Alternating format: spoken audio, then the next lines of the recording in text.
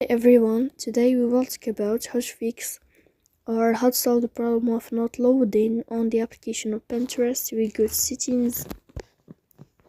In this page, you will go to apps, default apps, app settings.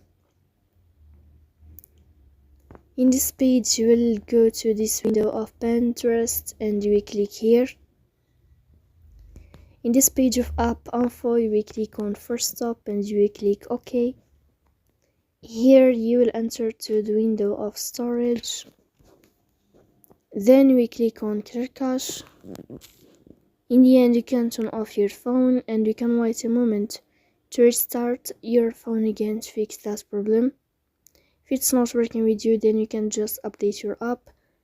So please don't forget to support us by like and subscribe. See you next time in another video, and thank you for your watching and your attention.